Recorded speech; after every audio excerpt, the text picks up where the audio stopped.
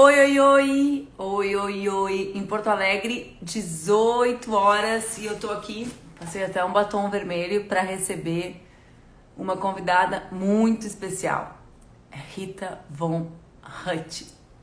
Tô realizando um sonho meu, gente, tô feliz demais, tô aqui, ó, me arrumei, botei vestido, peguei uma almofada bonita que eu ganhei lá no Cariri. Renda básica emergencial acabou de ser aprovada, dia muito importante, e eu vou receber a diva Rita Von Hutt. Estou aqui 18 horas em ponto, horário britânico, como ela combinou. Várias amigas e amigas, meu marido está dizendo que eu tô bem, né? Tava nervosa porque não é todo dia que a gente recebe a diva aqui na live, e vou ver se Rita Von Hutt já está apta para ser conectada. Um minuto. Transmitir com.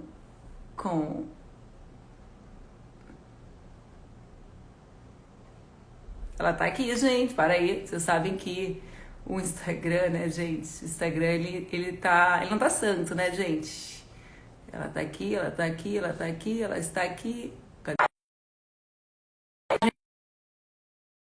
Pronto. Eu tô marcando até pra transmitir com a pessoa errada, gente. Para aí. Fecha. Insta, seu Insta. Ela está aqui. E agora? Volte, Instagram, volte. Para aí.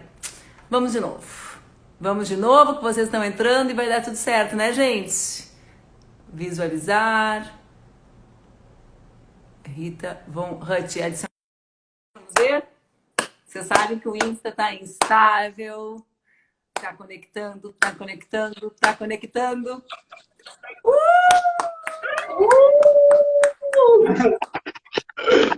Ó, Manu, que prazer! tô tentando chegar no nível. Não, você já me ultrapassou faz tempo. Bem-vinda, Rita. Eu estou muito feliz de estar aqui. Manu, fica tudo bem para você se eu quiser ela com o celular deitado? Tu vai ficar Não tem deitada problema, mesmo, né? Rita. Tu tá de lado, Ah, assim. é, porque a gente fica cada uma de um lado, É, louca. assim tá Tá. ótima. Eu só estou procurando um jeito de prender esse Então celular em algum lugar. procura tranquila que a nervosa sou eu. Peguei uma almofada, Ah, cara, tá? eu Ó, tô, assim, tipo, desesperada. não fica nada desesperado. Sabe o que eu acho? Deixa eu Tava bem bom nesse ver. lugar. Mas será que não vai ficar com muito teto? Acho que não tem problema, né? Agora, vamos ver. Não, porque... Não, tá ótimo. Tá ótimo. Tá ótimo. Então, bem-vinda, bem-vinda. Estou muito feliz, muito obrigada às Eu mulheres tô... e os homens, mas principalmente as mulheres desse Brasil. Estou muito feliz que tu está aqui comigo e eu estou muito feliz que tu aceitou participar para fazer um debate. Então, aqui dizendo, as duas comunistas que você respeita. Então, para fazer um debate tão importante nesses dias tão difíceis que a gente está vivendo, né, Rita? Sim, mas a gente precisa manter viva a chama da esperança, né? A gente precisa ajudar as pessoas a entenderem que nada está dado, tudo está em construção, né? E se a gente quer um futuro diferente, a gente tem que ir lá e construir esse futuro, né? Não esperar ele cair do céu. E que é a nossa luta que muda a vida, né? É a nossa luta que faz a vida, né? Eu gosto muito do Raymond Williams. Ele é um crítico de cultura britânico, né? Ele que funda os estudos de cultura no mundo. E ele tem um livro chamado Cultura e Sociedade. E ele termina esse livro com uma passagem falando que a função do crítico de cultura, a função do trabalhador de cultura é, em especial, distinguir e alertar as pessoas quais são as ideias que contêm em si as sementes da vida, e aí são as nossas ideias, né? São as ideias de habilitar as pessoas a viverem, habilitar as pessoas a serem felizes. E a nossa função também seria identificar quais são as ideias com as sementes da morte.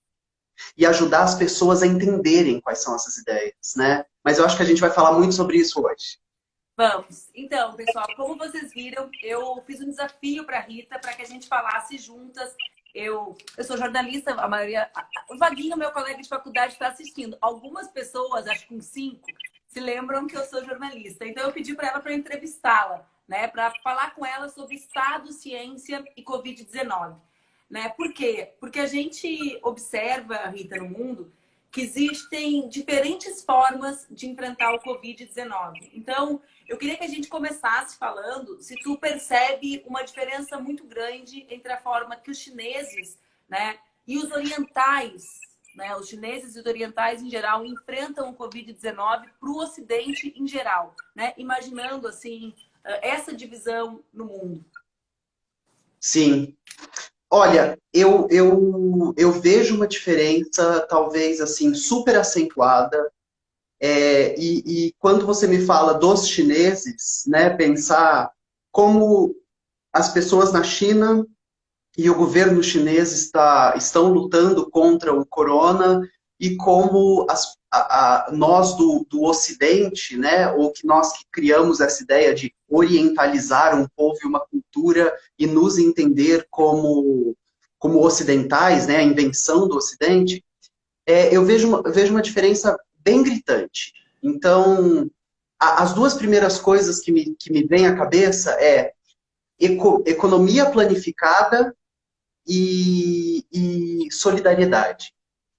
E aí eu acho que a gente precisa fazer uma distinção agora, né, em 2020, super clara e um pouco contra alguns discursos que estão tendo muita adesão no mundo sobre uma despolitização, né, que seria algo como uma pós-política. Pessoas falando, não, eu não acredito nem na direita, nem na esquerda, eu acho que a gente precisa de um ministério técnico, eu acho que a Sabrina Fernandes, do Tese 11, fala muito sobre isso no livro dela, no Sintomas Mórbidos.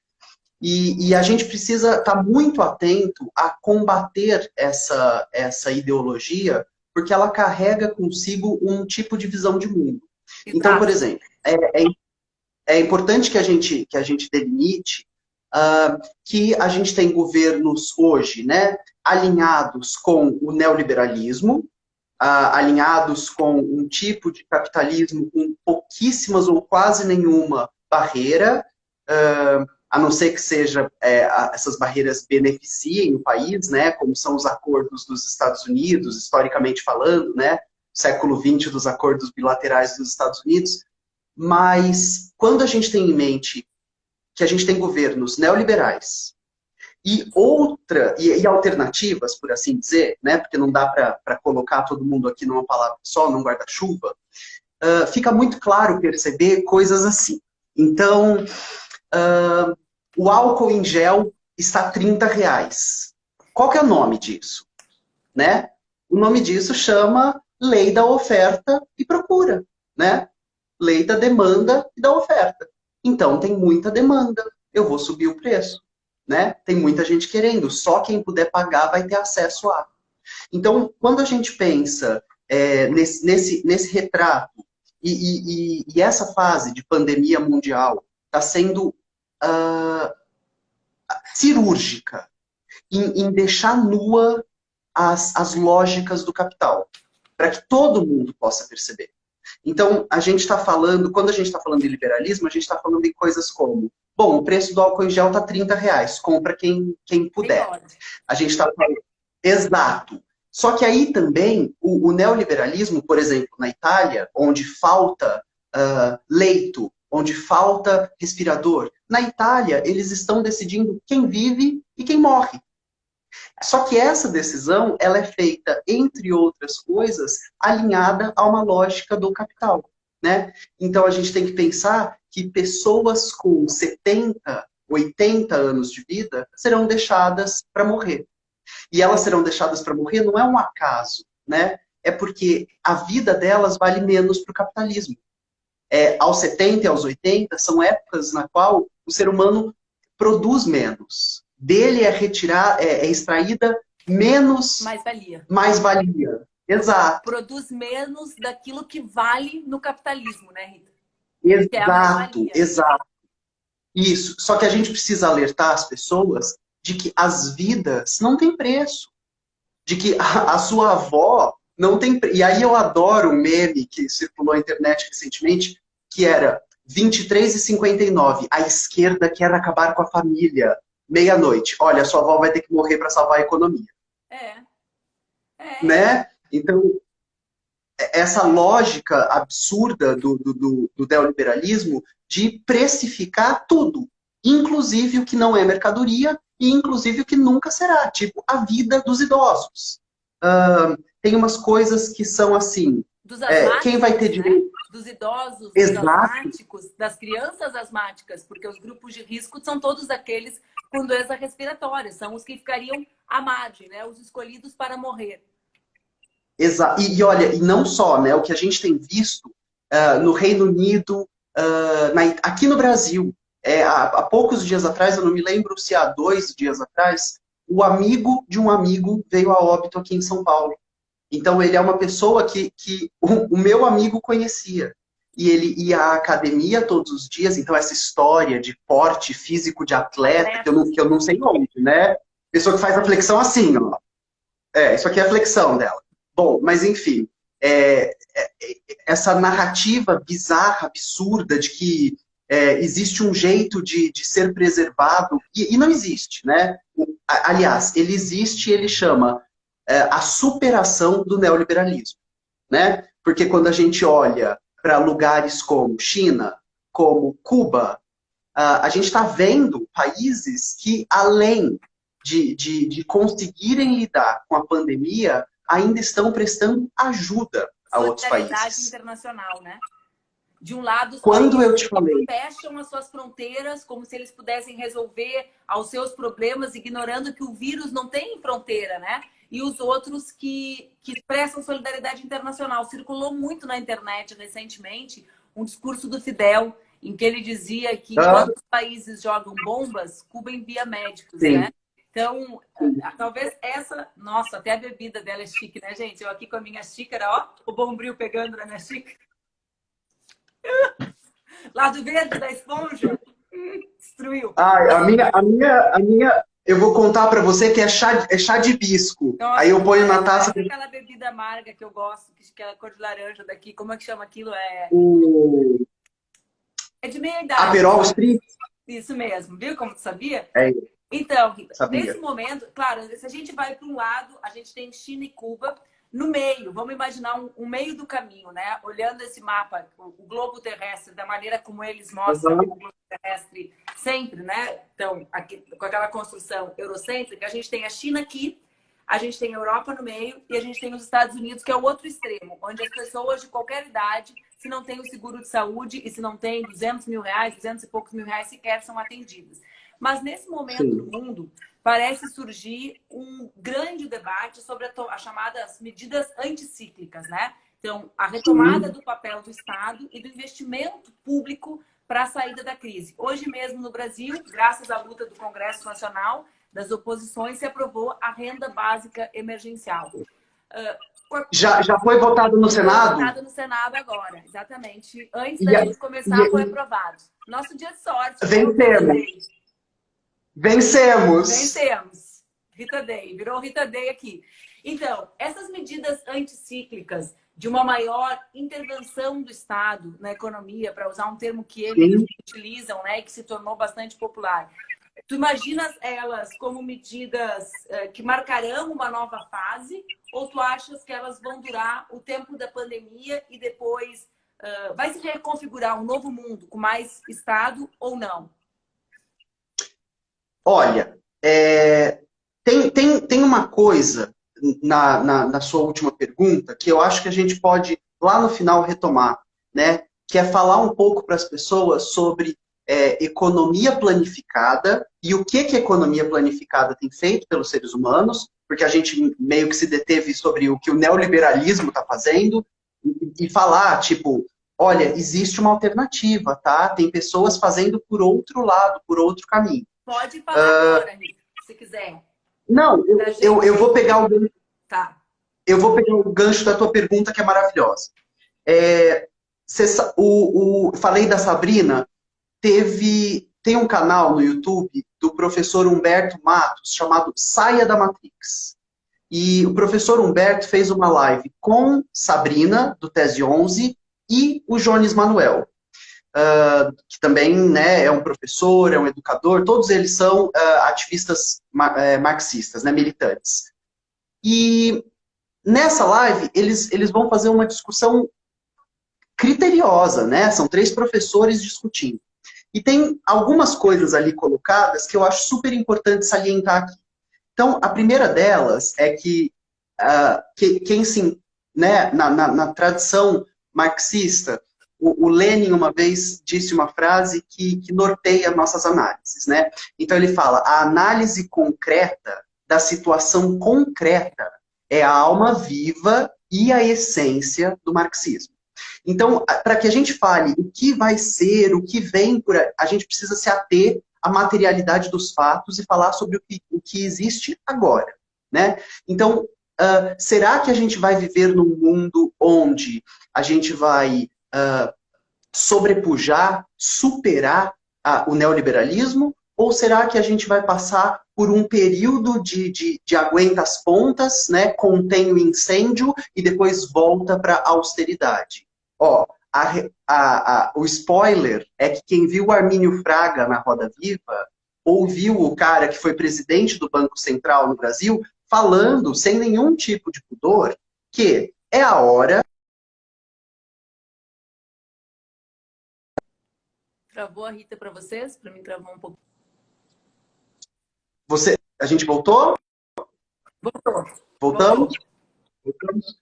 Bom, então o Armínio Fraga fala que vamos fazer então os investimentos, né? Vamos garantir que a saúde tenha recursos e depois vamos voltar à austeridade.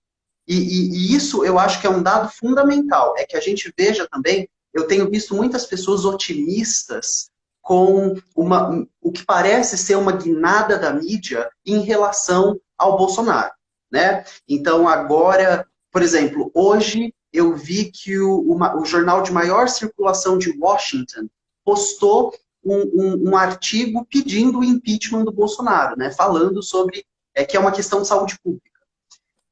No entanto, a gente precisa ficar super atento que as mesmas mídias que estão transformando o Bolsonaro num aparvalhado, num pária, né? Porque, perdão? O elegeram, né? Mas mais do que isso, agora vão fazer com que ele saia de maluco, que ele é, né? Não tem ninguém negando que ele tem problemas de decifrar e decodificar a realidade, né? E saber qual é o lugar dele no mundo. Mas esses mesmos veículos, que são maiores, que têm maior adesão, não criticam o programa ultraliberal que o elege, né? Então, existe uma crítica à figura, mas não existe uma crítica às medidas econômicas. Então, a gente, quando está falando disso, a gente tem que ter super atento que existe uma parcela da burguesia que a história dela é escrita a sangue, né? Que se acabar a escravidão, o Brasil vai quebrar.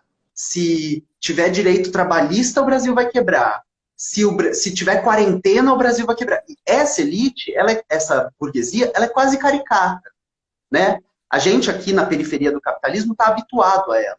Só que, no entanto, existe essa outra elite, financeira, bancária, até agroindustrial, que agora, nesse momento, vai colocar uma máscara de keynesianismo, né? Então, quando a Bolsa de Valores nos Estados Unidos quebra em 29, vai acontecer o New Deal. Aliás, foi tema do Jornal Nacional, né? O Jornal Nacional fez um programa falando sobre keynesianismo. E no Jornal Nacional tem ali uma passagem que eles chegam a falar, uai, mas se o governo teve dinheiro para salvar os bancos em 2008, como não vai ter dinheiro para salvar o trabalhador em 2020? Né? O Jornal Nacional. Então, esse ponto precisa ficar super claro para as pessoas.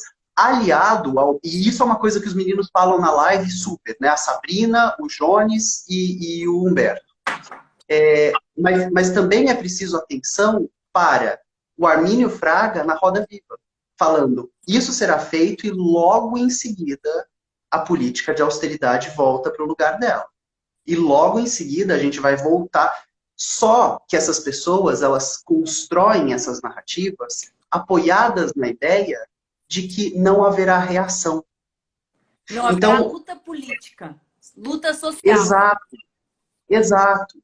Então, é um ditame, é quase um imperativo que as pessoas entendam que essa vitória nossa, né, de garantir que as pessoas não morram de fome, né, é muito triste a gente estar comemorando isso, porque mostra pra gente o lugar onde a gente chegou no país. A gente está comemorando que as pessoas não vão morrer de fome.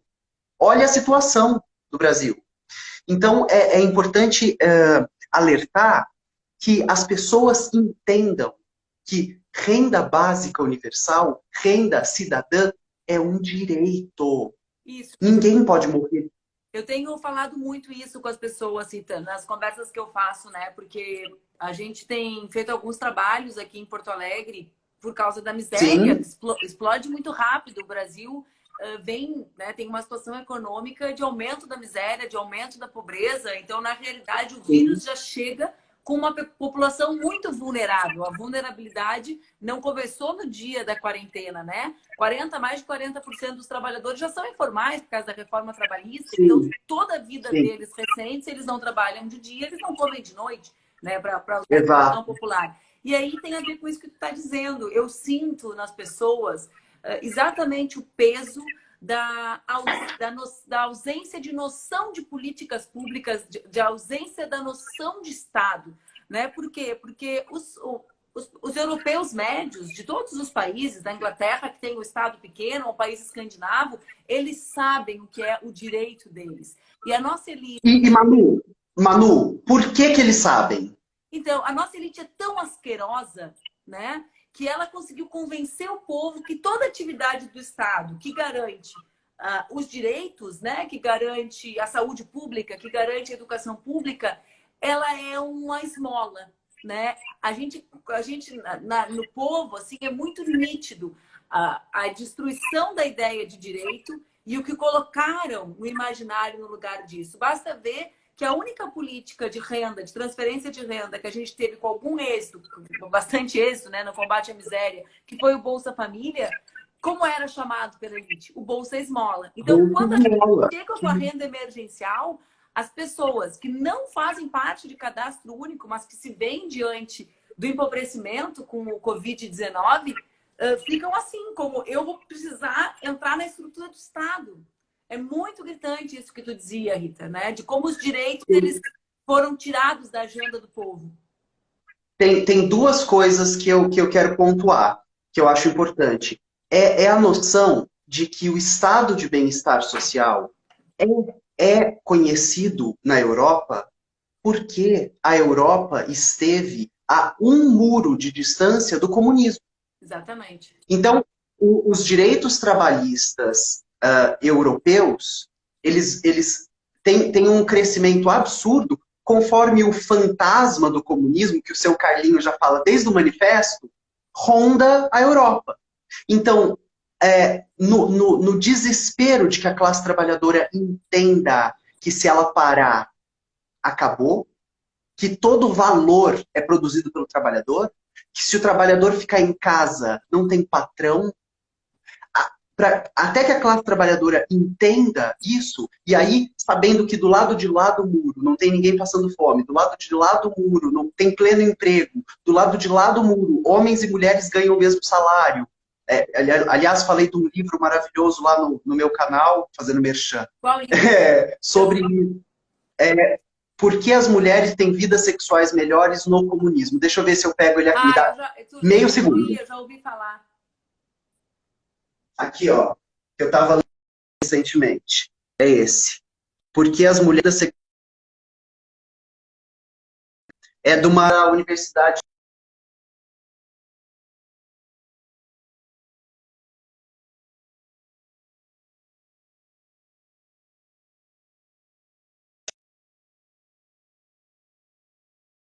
aí, então, sobre o que a gente está falando? A gente está falando, o Antônio Cândido, que é um crítico...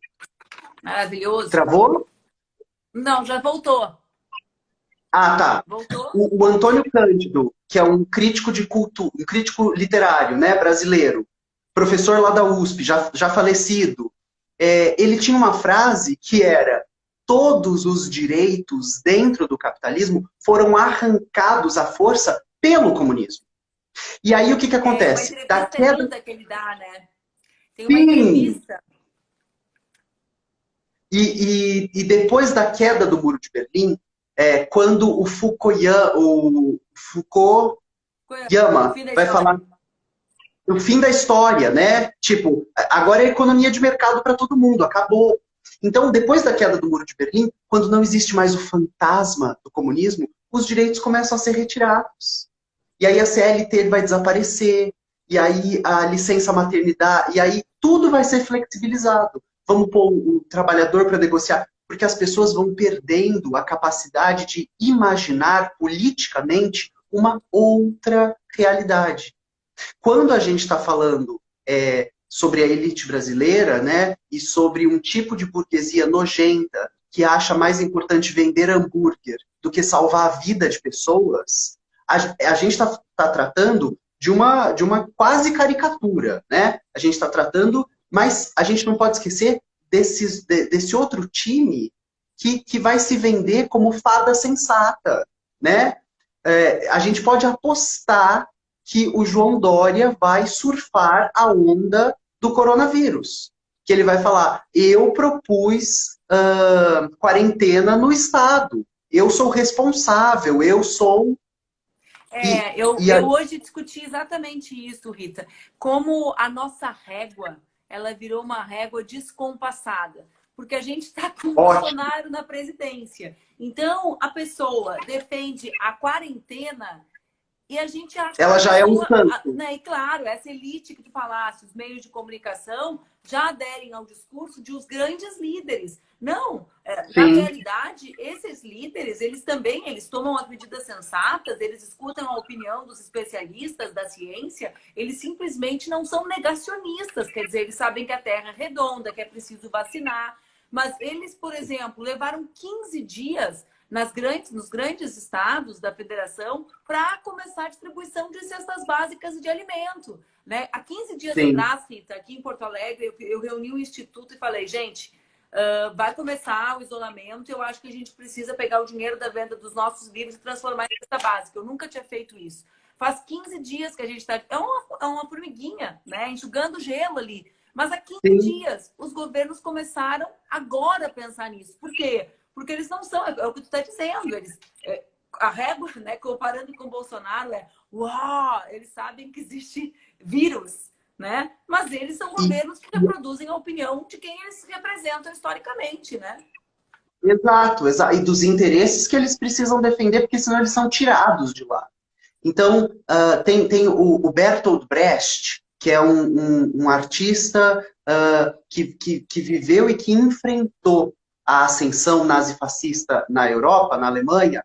Ele tem uma frase muito famosa que ele fala que um liberal...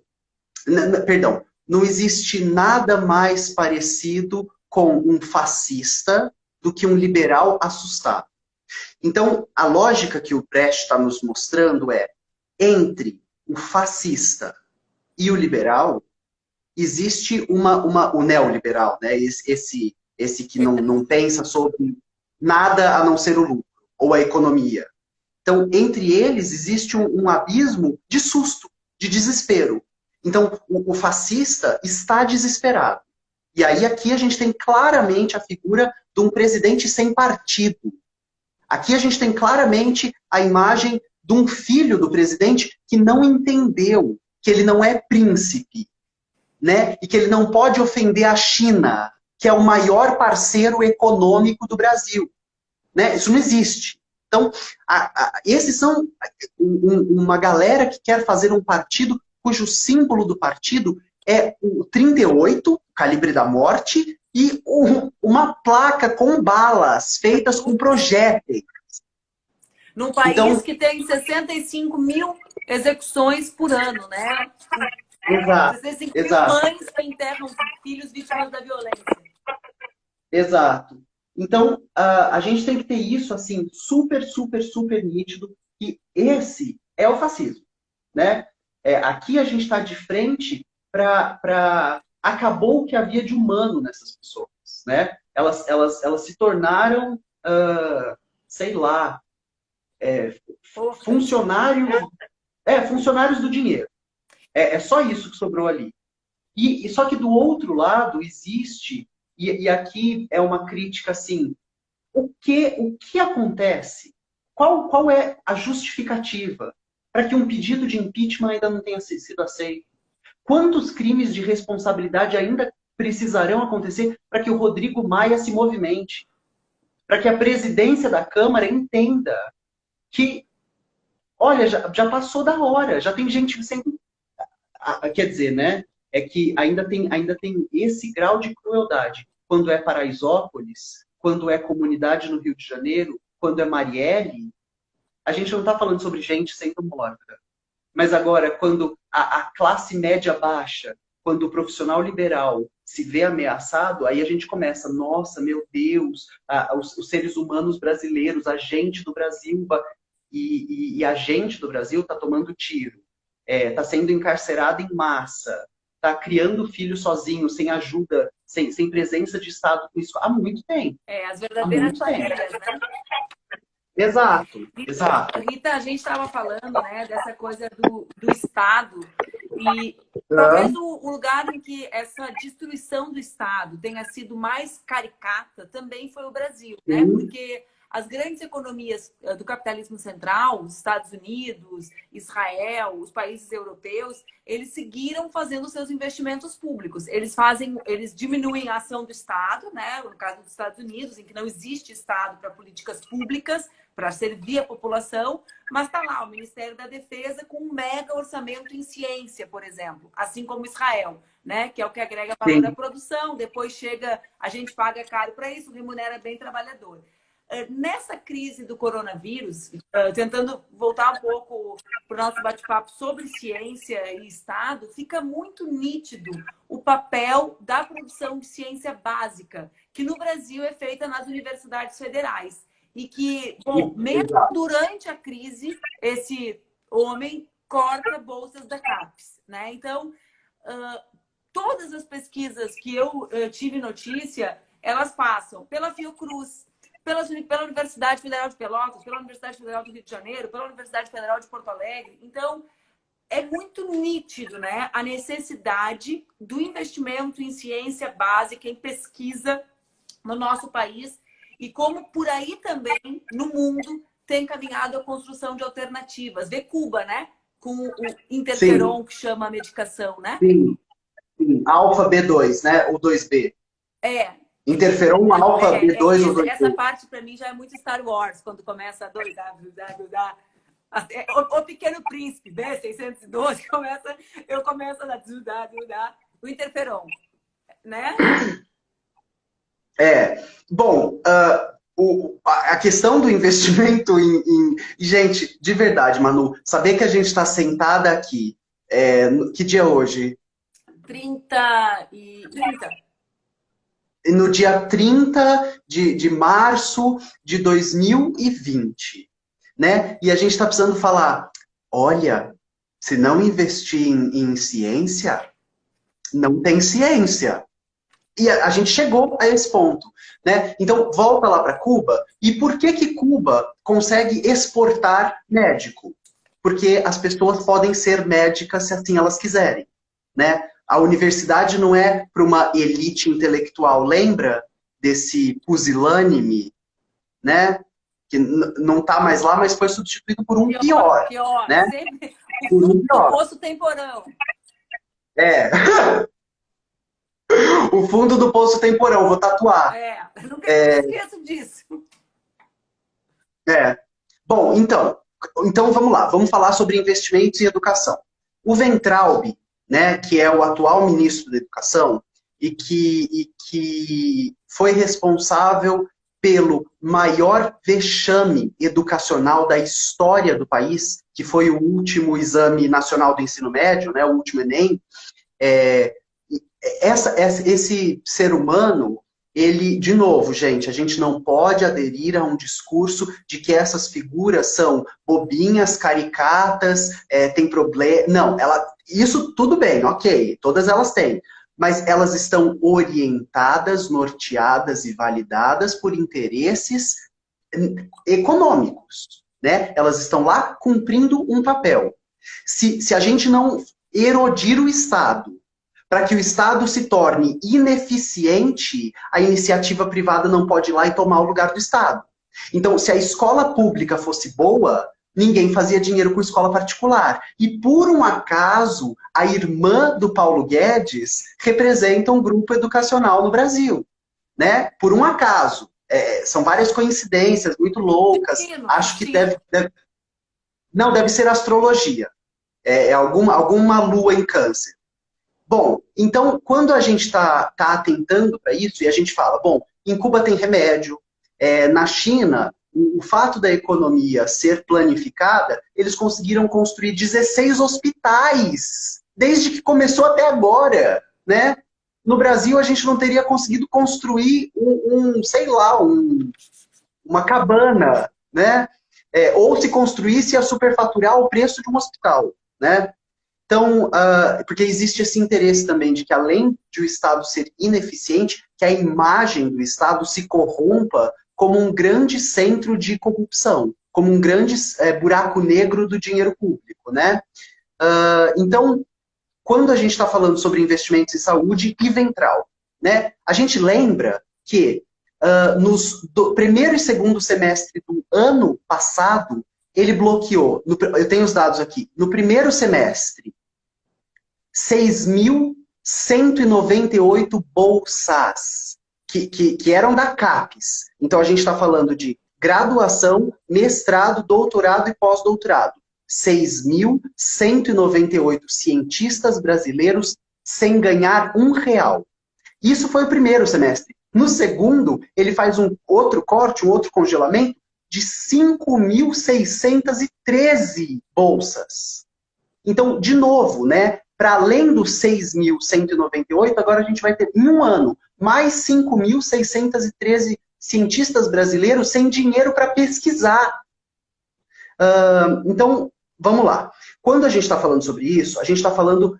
Quando corta-se o dinheiro de uma pesquisa, se essa pesquisa é na veterinária, a gente não pode esquecer também que o coronavírus estava em animais silvestres. Então, pesquisas em zootecnia, pesquisas na veterinária, são fundamentais para que a gente entenda como esse vírus chegou até aqui. Ele chegou até aqui porque a expansão urbana está tomando lugar da vida silvestre.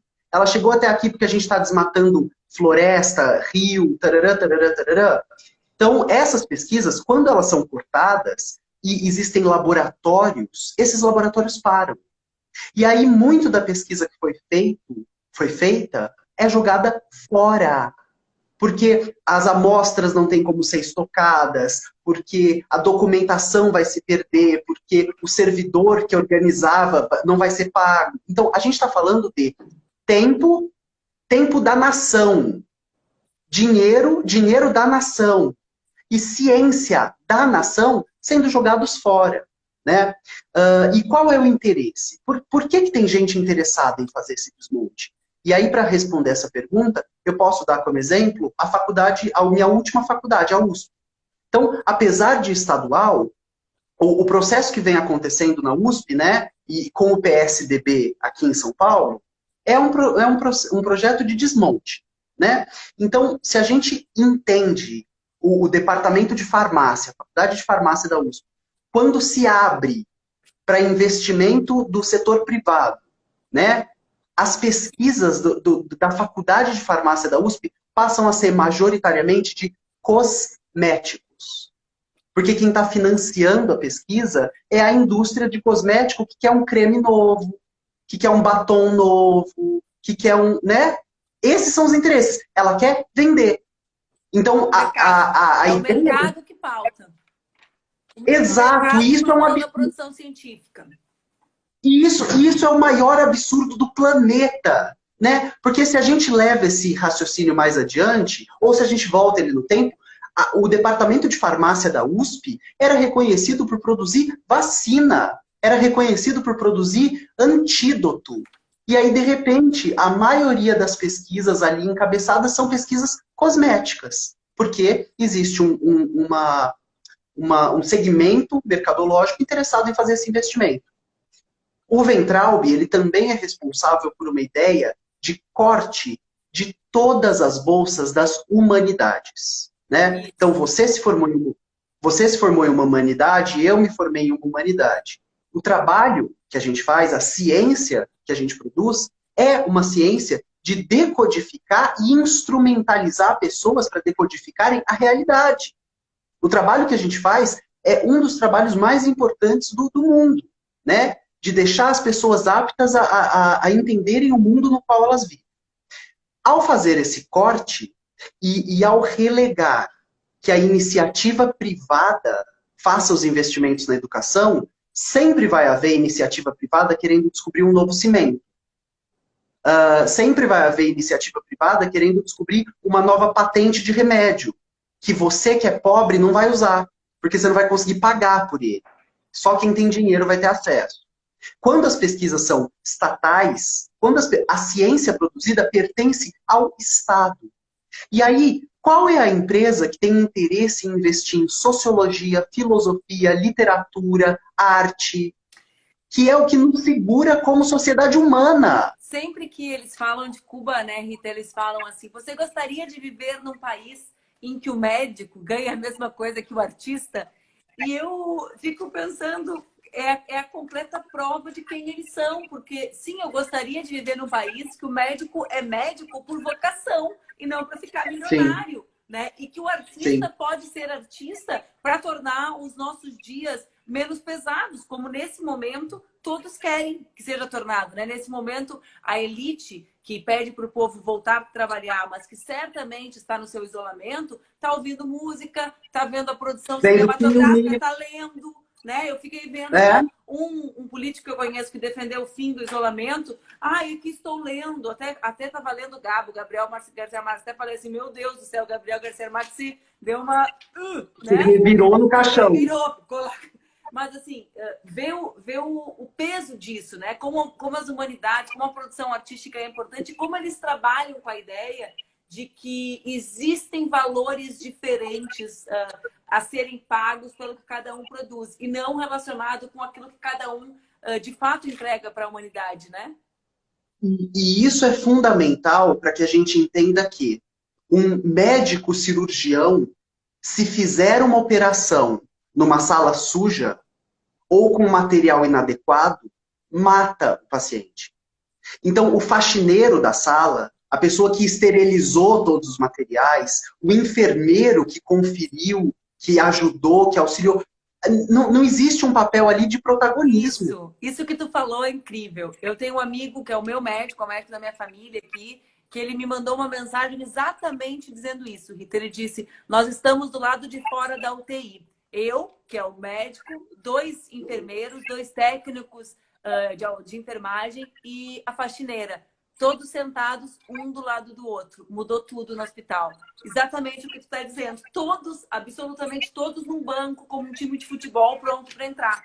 Né? Por quê? Porque, na verdade, é como agora. Quais são os serviços essenciais? Todo mundo bate palma para os médicos. Mas aqueles que estão na rua, limpando, né? Aqueles que estão, os cobradores e as cobradoras de ônibus, que levam os trabalhadores da saúde. Então, o essencial salta aos olhos também durante a crise do coronavírus, né? E é nessas horas que a gente pode se perguntar se estes são os serviços essenciais da sociedade, porque o salário deles é tão não essencial. Se a gente está dizendo que se o trabalhador alimentício não trabalhar, a gente morre, por que quem trabalha num caixa de mercado, por que quem ganha tão pouco? Né? Se a gente está falando para todo mundo, se os garis pararem, a proliferação de doenças mata a sociedade. Então por que o gari ganha salário mínimo? Quando Por que que os ganha? trabalhos... Quando ganha? Quando ganha? Quando o governo do estado do Rio não dá um golpe, né? Então, o que a gente está falando aqui é exatamente isso, assim. Trabalhos essenciais. Tá, se eles são essenciais, por que que eles recebem tão pouco? A gente quer saber, né? É uma curiosidade nossa. Rita, olha Fala, meu só. amor. Eu estava vendo, ela tem um cálice e eu tenho uma garrafa plástica reaproveitável. Aqui cada um, a gente vê cada um tá no a diva e o que não é, né? Olha só. Não, Eu não, organizei para uma com pauta isso. contigo, mas o Instagram daqui a 15 minutos vai nos cortar. Então Tá, eu queria que a gente pulasse um pouco na nossa pauta para falar de perspectivas, que foi aquilo que tu propuseste lá atrás, né? Falou, vamos voltar no final a falar, existe como ser diferente. Por quê? tá. Porque eu acho que nessa crise, né? Eu não sou dessa turma, eu até acho meio sem graça essa turma que fala assim, a gente vai sair melhor disso tudo, porque a humanidade, os mais vulneráveis, vão sofrer muito durante esse processo do coronavírus no mundo inteiro. Além das mortes, né?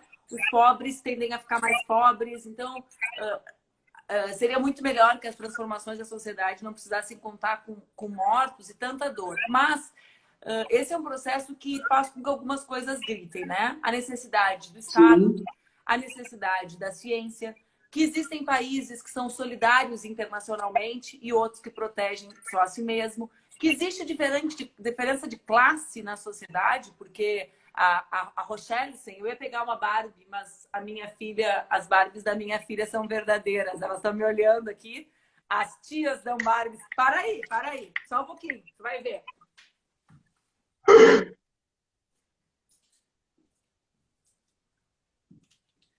gente, enquanto isso eu vou cantar uma canção. Rochelle. Ah, ó, Rochelle. E a Barbie. A Tá. gente, a gente fica claro, né, que quando a Barbie diz vamos sair da quarentena, pessoal, vamos para a rua, ela vai continuar e quem vai ir para a rua é a Rochelle, que acha que é uma Barbie, mas não é uma Barbie. Então, tudo grita, ó, para ti, em tua homenagem, que é o meu vídeo preferido de todos, da vida. Amém! Toda vez que eu brinco com Barbie, eu me lembro da consciência de classe. Mas assim, quem não viu, veja no canal da Rita, procure um vídeo curto, maravilhoso, Consciência de Classe. É com uma Barbie, por isso a brincadeira. Mas então, Sim. eu acho importante que a gente consiga, apesar dos pesares, ter um olhar, não é um olhar otimista simplesmente, mas um olhar que veja que existem alternativas, né? Que existem caminhos, não são receitas, né? O Brasil é um país único, é um país diverso, tem uma história, a história da escravidão, a última a ser abolida, quer dizer, tem características suas, né? Mas existem lugares em que o samba é tocado de outro jeito. E eu queria que a gente falasse um pouco sobre isso, para apontar caminhos também para a turma. Quanto tempo a gente tem? A gente tem 12 minutos, é um latifúndio, e a gente tem mais de 6.800 pessoas nos assistindo. Ó, então, a sua pergunta, Manu, ela é fundamental e ela encerrar a nossa conversa é ainda melhor, né? Então, parabéns, você é uma exímia jornalista. Sobre o que é importante que a gente fale? É que um ponto principal, um ponto fundamental desse momento de crise que a gente vive, e aqui eu volto de novo na Sabrina Fernandes, porque ela foi minha professora, eu faço curso dela toda vez que ela, sabe, ela é maravilhosa. Então, Acredita que eu nunca encontrei ela? Menina, você tem que. Você tem que. Eu tenho que escrever Tá? para ela. Hoje o Mídia Ninja publicou a entrevista dela com o Caetano. Eu brinco com o Caetano. O Caetano. Que eu morro de ciúme dela, do Jones Manuel, que ele não pode. Que eu fiquei muito tempo batendo naquele ouvido ali do comunismo para chegar aos mais novos e converter. Mas é geracional. Eu acho que está acontecendo alguma coisa que, na verdade, o que está acontecendo chama o último estágio do neoliberalismo, né? O neoliberalismo não tem mais como avançar sem voltar a gente para um regime de servidão coletiva, né? E o Ricardo Antunes, que é um autor maravilhoso, que tem vários livros publicados pela Boitempo, dentre eles O Privilégio da Servidão, vai falar exatamente isso. O próximo passo do neoliberalismo é voltar a gente para servo. né? Isso, claro. O mundo o mundo está caminhando e a gente está regredindo. A gente, classe trabalhadora, né? A gente, classes, substratos mais baixos da pirâmide. Então, o que, que eu preciso falar?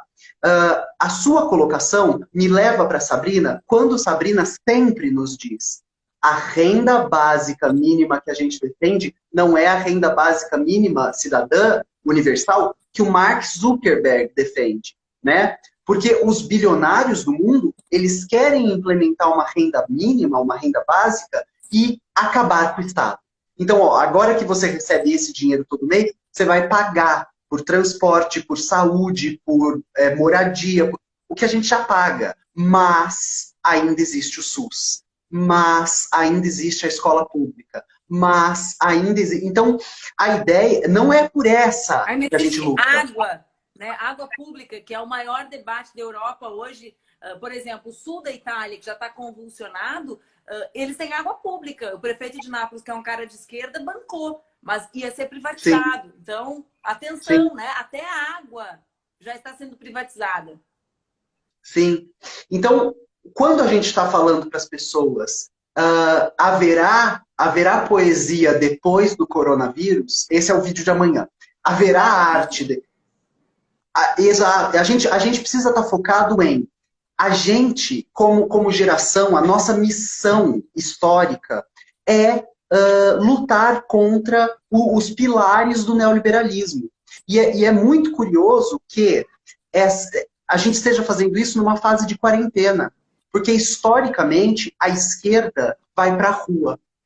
A esquerda faz a passeata, a manifestação, a greve geral, todo mundo fecha a fábrica, todo mundo vai para frente da prefeitura. E agora a gente está... Quem tem esse direito, né, que deveria ser um direito inalienável, a gente está dentro de casa protegendo as nossas vidas. Então, a gente precisa lutar para que isso não seja um privilégio, para que isso seja um direito, para que todo mundo possa proteger a sua vida, para que todo mundo tenha água para lavar a mão. Só que esse achievement, né, essa realização, ela passa por a gente desconstruir os pilares neoliberais brasileiros. Então, em primeiro lugar, a PEC da morte, né? A Emenda Constitucional 95, que coloca um teto de gastos e que fala, pelos próximos 20 anos, isso aqui é o que a gente vai investir. Nada além. Então, se tiver inflação, se tiver coronavírus, se tiver aumento demográfico, foda-se. O Estado está falando isso pra gente, né? O Estado não. Quem aprovou a PEC 95, a PEC da morte, está falando pra gente. A gente não liga. Isso aqui é o máximo que vocês vão receber. E é engraçado que a gente só fala em máximo quando a gente fala para pobre, né? A gente fala sobre renda mínima cidadã, a gente fala sobre salário mínimo, mas ninguém está debatendo salário máximo. Ninguém está debatendo um sistema de sociedade onde seja proibido ser bilionário. Onde todo o dinheiro que você faça depois disso aqui vá para quem não está fazendo dinheiro onde nenhum. Onde as grandes fortunas sejam taxadas, né? Taxadas. Que é algo liberal, né? Porque na Inglaterra tributa a renda dos milionários. Aqui não se tributa. Não só renda, herança. Né? Existem lugares na Europa onde, quando uma pessoa deixa herança para outra, 49% fica para o Estado. Claro, afinal de contas, aquela pessoa não fez nada na vida para receber aquilo. E a outra morreu. É. A outra não vai mais usar. Né? As pessoas conhecem muito pouco, acham que essas propostas são propostas assim, ultra esquerdistas da turma. Não tem noção, né? Que o Brasil é um dos países únicos do mundo que não tributa as grandes fortunas, que tributa pouquíssimo as heranças. E os dividendos da Bolsa, né? Sim, é só a gente... Talvez agora o Congresso Nacional consiga reunir forças para votar a questão dos lucros e dividendos, a tributação dos lucros e dividendos para financiar o suporte para o renda básica emergencial e para as micro e pequenas empresas. Sim. Então é isso. Tem que haver um projeto de vida. E aí a gente volta, talvez, da primeira coisa que eu falei sobre o Raymond Williams. As sementes de vida que a gente tem que jogar para as gerações que estão vindo e para a nossa geração são as sementes que façam as pessoas entenderem que um sistema que não liga para as pessoas tem que ser destruído. A gente só, se a economia não servir à população, ela não serve para nada. Enquanto tiver gente passando fome, enquanto tiver o planeta doente, enquanto não tiver água, vai ter contaminação, vai ter doença, vai ter proliferação. E a gente só está debatendo tudo isso porque o coronavírus não faz distinção entre rico e pobre, mas o sistema faz. Quando a gente está falando fique em casa para que o sistema público de saúde não colapse, a gente está falando não importa se você tem coronavírus ou não. Se você, que é pobre e que só tem acesso ao SUS, cair em casa e precisar ser socorrido, fazer uma cirurgia, e o sistema público estiver lotado pelo coronavírus, você vai morrer. E se o rico cair no chuveiro, ele vai para a saúde privada. Então, evitar o colapso da saúde pública é evitar que pessoas pobres morram porque são pobres. E esse é o projeto neoliberal.